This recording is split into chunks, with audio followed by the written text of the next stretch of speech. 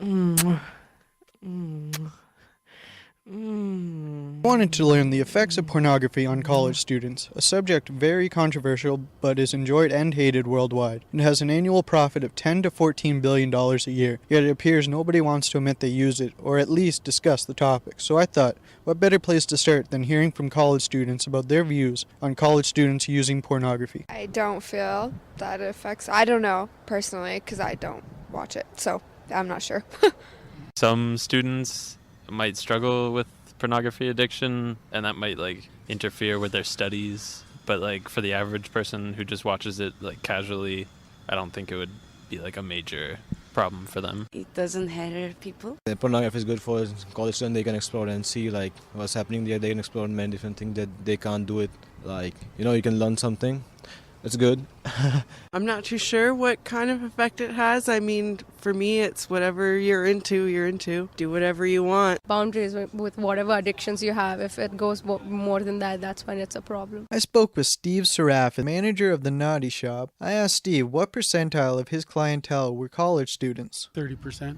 I asked Steve what the main difference is with students buying pornography nowadays is. Well, it's gotten to a point now where it's an everyday thing now. Before, people would look behind them as they were coming in the door to make sure that nobody sees them.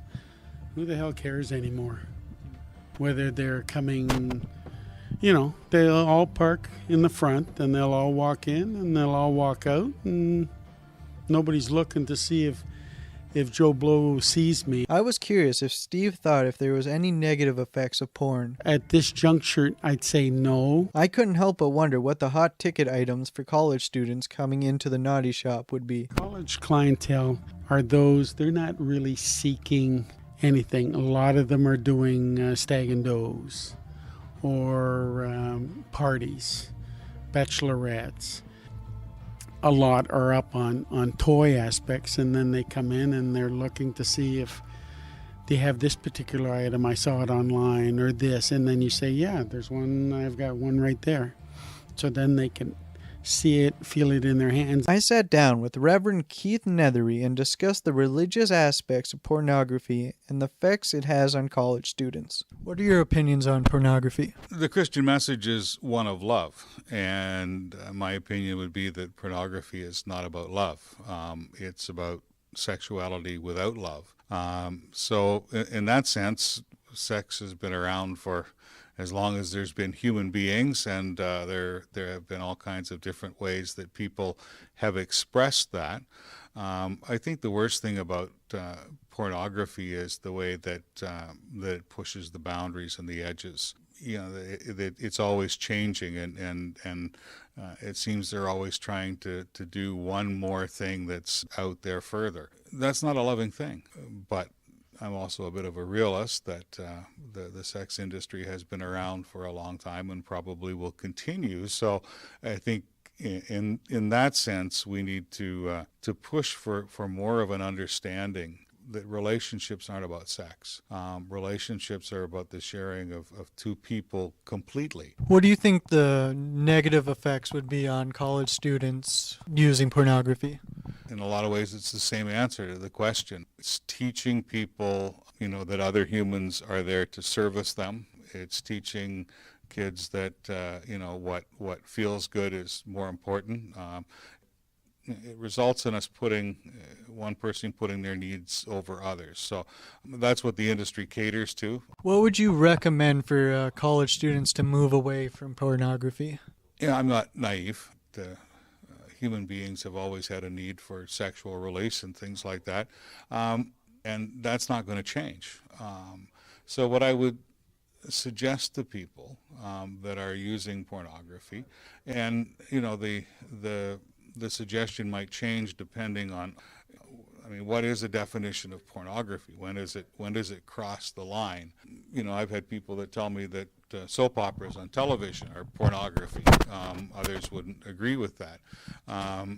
So I think what they need to do is take a look at what they are doing, why they're doing it, and look at it in the context, not of what you want right now, not of what you want and need in college, because I think we all know what people want and need when they're in college and what they're looking for and stuff, but to remember there's a whole life ahead of them and that their views are probably going to change.